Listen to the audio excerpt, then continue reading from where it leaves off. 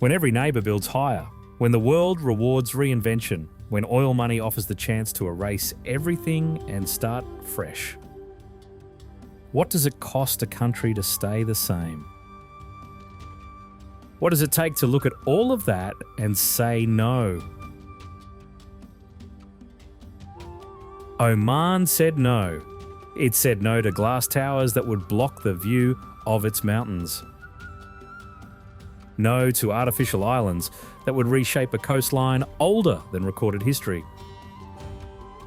No to mega malls that would hollow out souqs, where frankincense has been traded for 2,000 years. And in return, it kept something the rest of the Gulf is now spending billions to recreate. Authenticity. Not the curated kind, not heritage villages built from scratch for tourists. The real kind. The kind where a Bedouin still leads his camels past a 16th-century fort. Not because anyone asked him to, but because that is his Tuesday. The kind where water still moves through underground channels carved 4.5 millennia ago.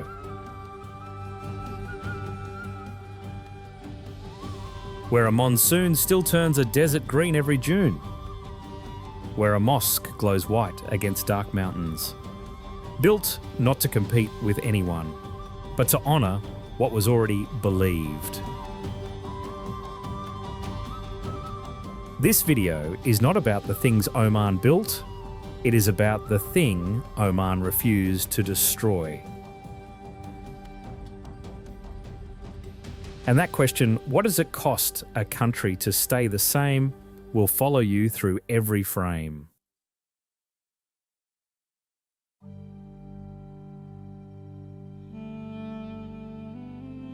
The Al-Hajar Mountains run north to south through the interior, the spine of Oman. A wall of rock more than 300 million years old, pushed upward when the Arabian Plate collided with Eurasia. At its highest point stands Jebel Shams, just over 3,000 metres. And below it, Wadi Gul drops into a canyon so deep it has earned a name borrowed from another continent. The Grand Canyon of Arabia. Up close, the rock tells its own story. Limestone layers stacked in horizontal bands, each one a chapter of geological time.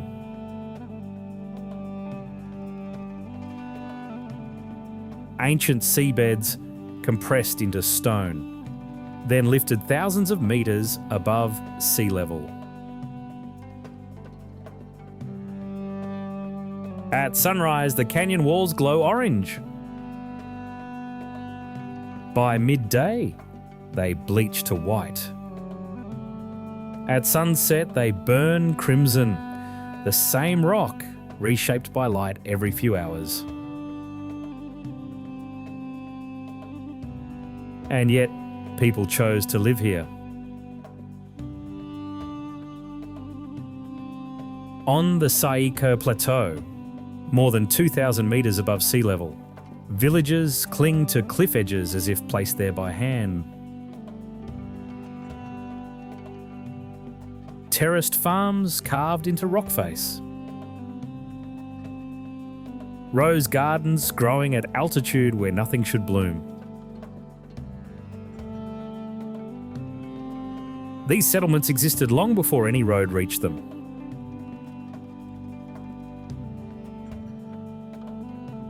The people came first. The infrastructure followed centuries later. But the mountain's oldest resident is not human. The Arabian tar, a mountain goat found nowhere else on Earth, scales these vertical walls as though gravity were negotiable. Fewer than 5,000 remain. Endangered, elusive, and perfectly adapted to a landscape that tolerates nothing weak.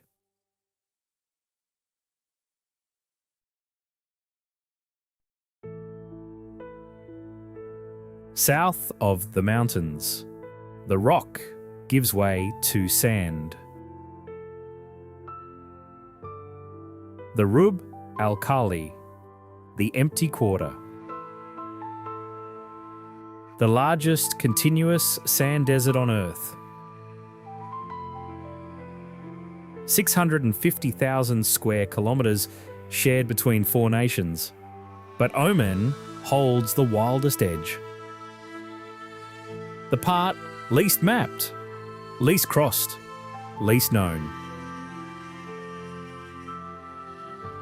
No roads cut through here. No water runs beneath the surface. In summer, temperatures push past 50 degrees. Some dunes rise more than 250 metres. A person standing on the crest is barely visible, a speck against a wall of gold. Wilfred Thesiger crossed this desert twice in the late 1940s, travelling with Bedouin guides on camelback. He called it the most beautiful place he had ever seen. He also said it nearly killed him. Closer to the coast lies another sea of sand. The Wahiba sands, smaller than the empty quarter, but no less hypnotic. 12,500 square kilometres of orange and red dunes that shift constantly. Footprints left at dusk are erased by dawn. Dunes reshape overnight, moving grain by grain in a direction only the wind remembers. And yet, at the edges, camels graze beneath scattered trees as though the desert were a pasture. There is a paradox in this landscape. The most mobile terrain on Earth is also the most unchanging. Sand moves, but the silence stays. The shapes shift, but the emptiness endures. Nothing here is permanent, and yet everything feels eternal. Oman did not have to refuse change in this place. The desert refused for it.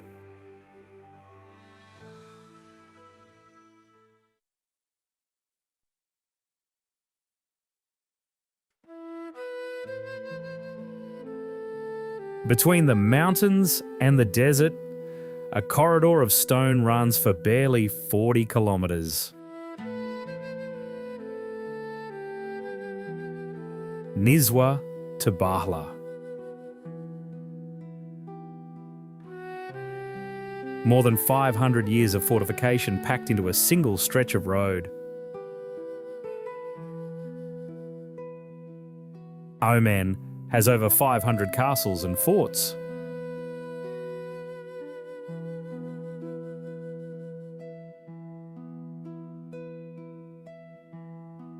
Most were not built to impress visitors. They were built to survive invasions, and they did. Bala Fort is the largest of them all.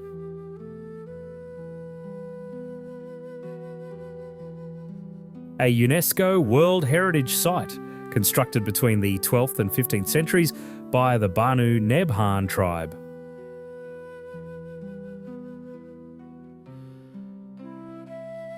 "12 kilometres of outer walls encircle the oasis town.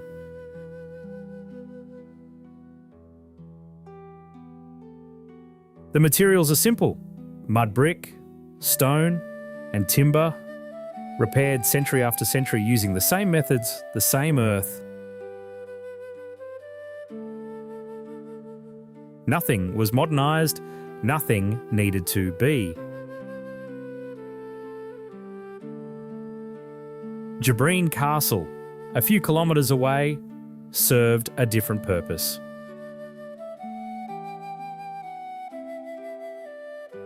Built in 1675 by Imam Bil Arab bin Sultan. It was not merely a fortress.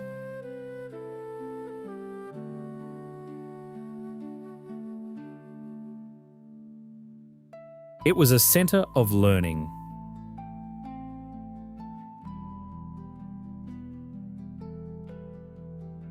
Astronomy, medicine, and Islamic jurisprudence were taught within these walls.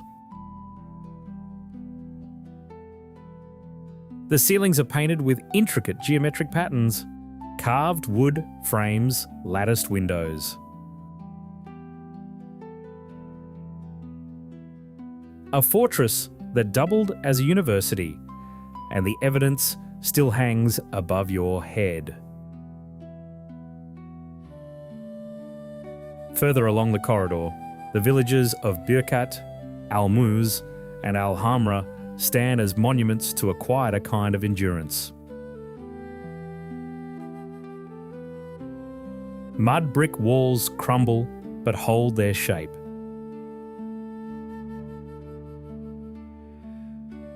Palm groves still draw water from ancient Falaj channels. Al-Hamra is one of the oldest continuously inhabited settlements in Oman. Some of its houses are more than 400 years old.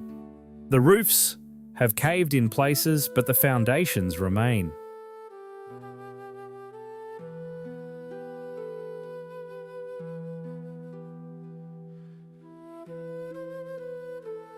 Around these forts, life continues in patterns that would be recognisable to someone who lived here 3 centuries ago.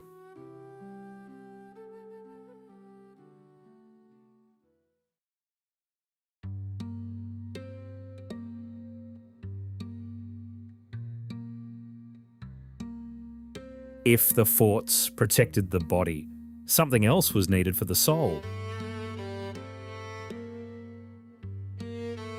At the spiritual centre of Muscat stands the Sultan, Qaboos Grand Mosque. Not the tallest structure in the city, not the flashiest, but perhaps the most considered.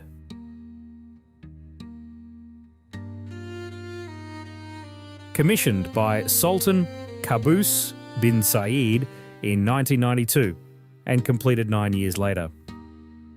It was designed to hold 20,000 worshippers beneath a single roof.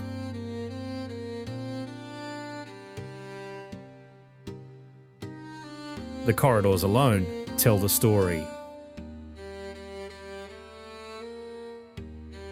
White marble arches repeat in perfect symmetry, stretching into the distance like a visual meditation.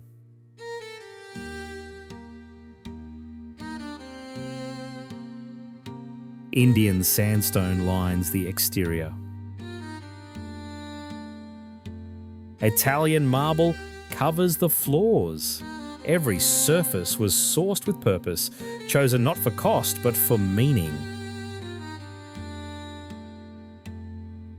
Inside the main prayer hall, the carpet beneath your feet is one of the largest hand-woven pieces in the world. 4.2 million knots. 600 women worked on it for 4 years. Above, a Swarovski crystal chandelier hangs 14 metres tall, its light falling across walls inscribed with Quranic calligraphy in teal and gold. Nothing in this room is accidental. Every pattern was debated, every proportion measured against centuries of Islamic tradition. Oman follows Abadi Islam, neither Sunni nor Shia. A branch known for moderation, tolerance, and the principle of elected leadership. The mosque reflects this philosophy in its architecture and its rules.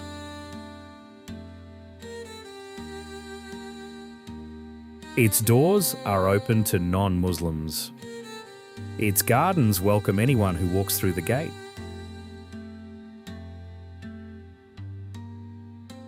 Its library invites scholars of every faith.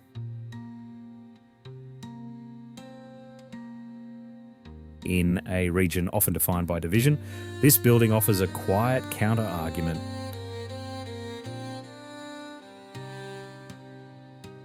At night, the mosque glows against the dark outline of the mountains behind it. The dome lit in turquoise, the minarets rising like pale beacons above the city. The fortress corridor protected the body. This place was built to protect something older and less visible. Oman did not construct this to compete with its neighbours. It built to honour what it already believed.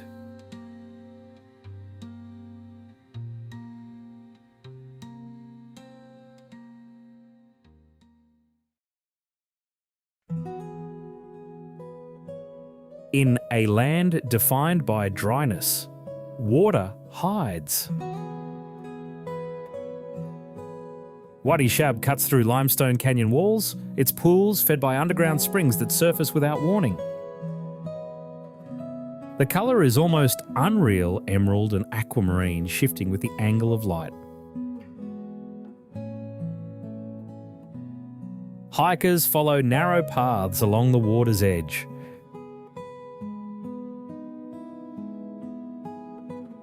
Palm trees grow from the canyon floor, their fronds impossibly green against the bleached rock. The deeper you go, the narrower it gets until the walls nearly touch, and the only way forward is to swim. Wadi Bani Khalid opens wider, a swimming hole between ochre cliffs, turquoise water pooling beneath a pedestrian bridge. Wadi al-Naql winds through desert rock like a vein of liquid jade.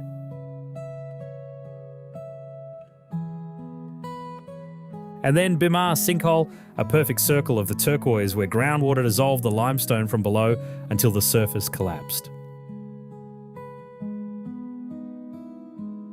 50 metres deep, swimmers float in what geology took thousands of years to carve.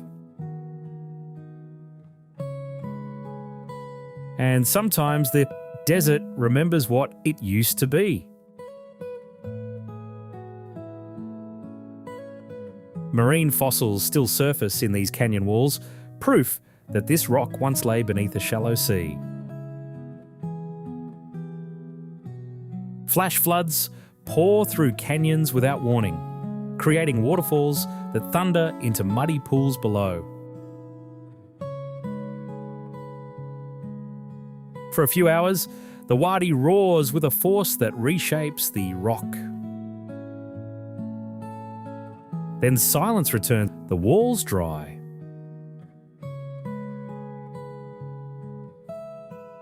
And the desert resumes its long, patient wait.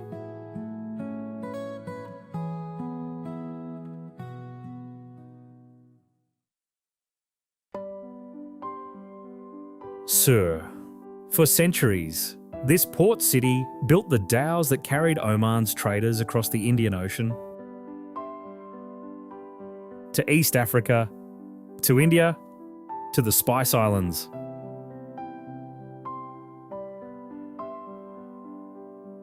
Its boatyards still operate today, among the last in the world to build ocean-going wooden vessels by hand. A lighthouse stands where navigators once watched for incoming sails, its silhouette unchanged against the evening sky. North of the mainland, separated from the rest of Oman by a sliver of UAE territory, the Musandam Peninsula juts into the Strait of Hormuz. Fjords carve deep into the rock, earning it the name the Norway of Arabia. Dhow cruisers drift through turquoise coves walled by jagged cliffs. The water is so clear the seabed is visible 20 metres down. Off the Daymaniat Islands, green turtles and hawksbills glide over coral reefs nesting along Oman's coast for millennia. Schools of striped fish scatter as the shells pass. On the beach, a turtle covers her eggs with slow, deliberate flippers. These waters are protected. Another thing Oman refused to let go.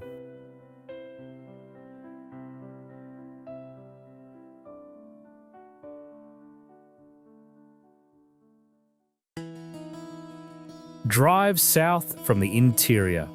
Hours of nothing but sand, heat and haze. Then something shifts. The air cools.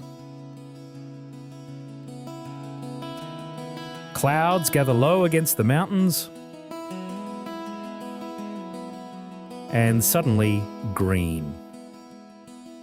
The Kharif monsoon, blowing in from the Indian Ocean each summer, transforms the Dhofar region into something that looks nothing like Arabia.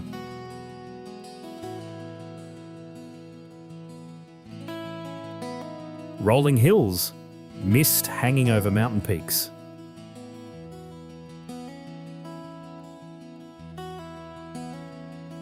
Waterfalls cascading into valleys so lush they feel borrowed from another continent.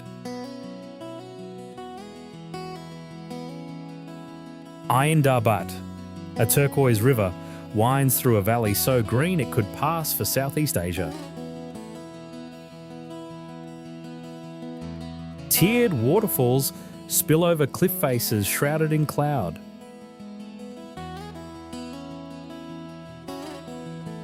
Mossy rocks glisten beneath the spray. Below, at Wadi Darbat, the landscape widens. Camels graze beside the water, the same species that cross the empty quarter in blistering heat just a few hundred kilometres north.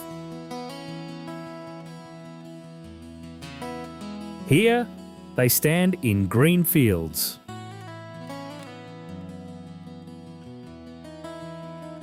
Same country, different planet.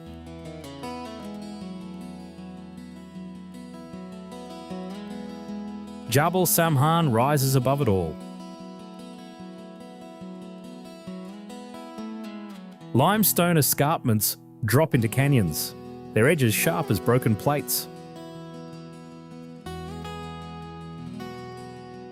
A woman stands on the cliff, arms outstretched, the valley vast and silent below.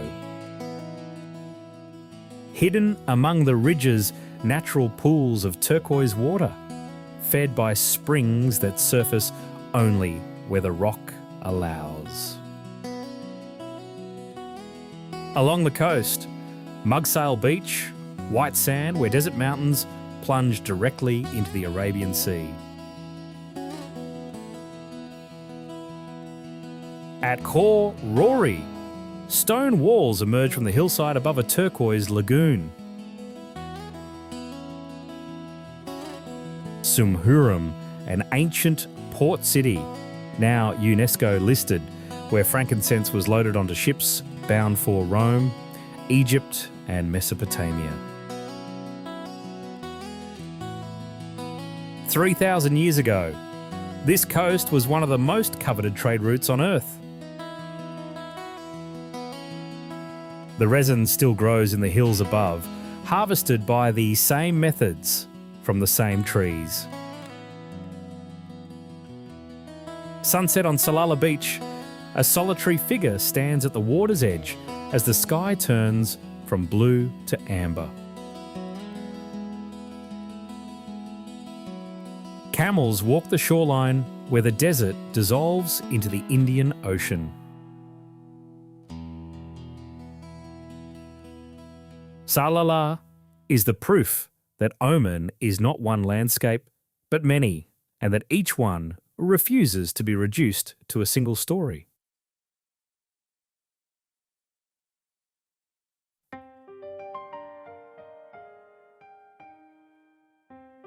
Muscat does not announce itself. It sits between mountains and sea, low-rise and quiet, a capital that whispers where others shout. No skyscrapers compete with the Hajar Ridge. No neon drowns the call to prayer. Building heights are kept deliberately low, a policy, not an accident. The city simply rests in the landscape, as if it has always been here. At dawn, the Mutra Corniche catches the first light. Seagulls circle above dhow boats moored in the harbour. The waterfront has looked like this for centuries.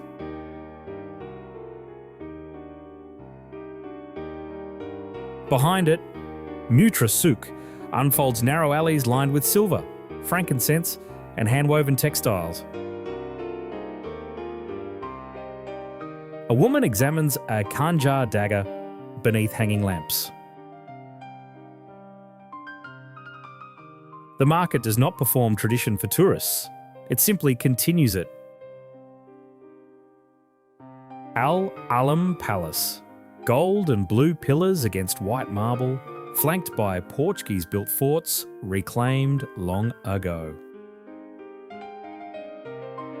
At Mutra Fort, a colonial cannon still aims at the harbour, where a modern cruise ship now sits docked.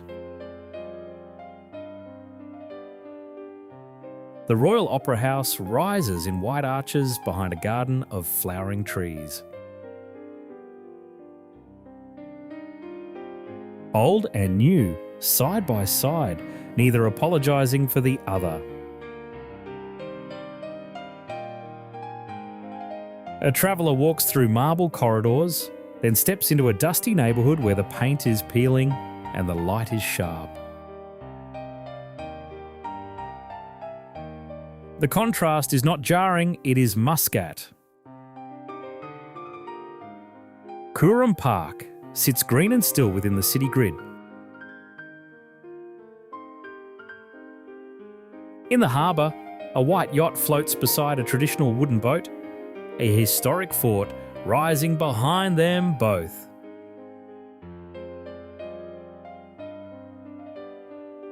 Sunset on the Muscat coast. Orange light mirrors on the water. Silhouettes walk the shore. The Omani flag ripples against a darkening sky. In a region that races to reinvent itself, Oman chose stillness. Not because it cannot reach for the clouds, but because it finds more worth in staying close to the ground. The mountains hold their line, the sea returns. And somewhere between the two, a country that was never in a hurry quietly outlasts everything around it.